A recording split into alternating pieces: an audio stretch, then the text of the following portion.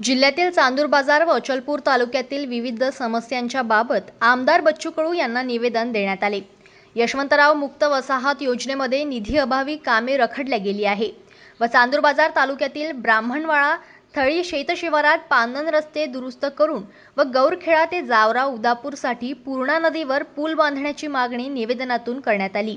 विदर्भाचा कॅलिफोर्निया समजल्या जाणाऱ्या संत्रा उत्पादकांसाठी संजीवनी म्हणून व आर्थिक परिस्थिती मजबूत व्हावी याकरिता संत्रा या फळाचा शालेय पोषण आहारात समावेश करण्यात यावा, यासाठी प्रधानमंत्री नरेंद्र मोदी यांना मन की बात या कार्यक्रमात संत्र्याबद्दल लोकांना आवाहन करून आरोग्यास लाभकारी असल्याचे दर्शवून प्रेरित करावं, अशा आशयाचे निवेदन सामाजिक कार्यकर्ता दिनेश आमझरे यांच्या नेतृत्वात करण्यात आले। तसेच कृषी मंत्री, शालेय शिक्षण व क्रीडा मंत्री यांना ईमेलद्वारे निवेदन देण्यात आले। संत्रा शालेय पोषण आहारात समावेश करण्यासाठी माननीय आमदार बच्चू कडू यांच्यासोबत शेकडो कार्यकर्त्यांसहित चर्चा करण्यात आली। निवेदन देतेवेळी भोई समाज संघटना कार्यकर्ता वैभव आमझरे, सतीश आमझरे, पवन बोरवार, अंकुश हरिदास नांदणे आमझरे, प्रल्हाद आमझरे, प्रकाश नांदणे, शुभम आमझरे, पवन आमझरे आदी उपस्थित होते। बच्चूभाऊ कडू यांच्या भेटीसाठी त्यांच्या फार्म हाऊसवर कुरड येथे आलेलो आहे।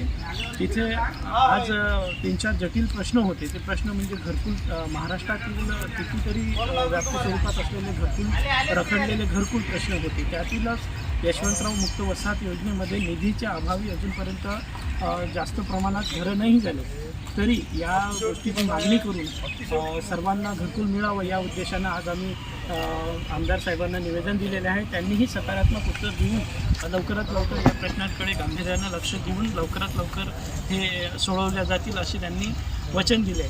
त्यानंतर पांधन रस्त्यातील पायल्यांचे प्रावधान जे होते ते पायल्यांचे कामही येत्या आठवड्यात, पावसाचे दिवस असल्याच्याने सतत पाऊस चालू आहे, तरी येत्या आठवड्यात ते पूर्ण होईल असे त्यांनी आश्वासित केलेले आहे। घरकुलाचे मुद्दे, पाणी रस्त्याचे मुद्दे, तसेच काही नदीवर पूल होते ते पुलाचे मुद्दे, हे सर्व मुद्दे त्यांनी सकारात्मक दृष्टीने बघून त्यावर विचार करून संबंधित विभागाला सतर्क केलेले आहे। त्याचप्रमाणे संत्रा शालेय पोषण आहारामध्ये सामील करा अशा आशयाचेही निवेदन आपण आज दिलेले आहे। त्यांनी एमआरजेसमध्ये कन्वर्ट करतो म्हणून असे शब्द दिलेले आहे आणि शालेय पोषण आहारामध्ये संत्र्याचा समावेश होईल या आशयाचे ते पाठपुरावा करत आहे। नमस्कार। जनमत लाईव्ह न्यूजसाठी चांदूर बाजारमधून मयूर खापरे यांची रिपोर्ट।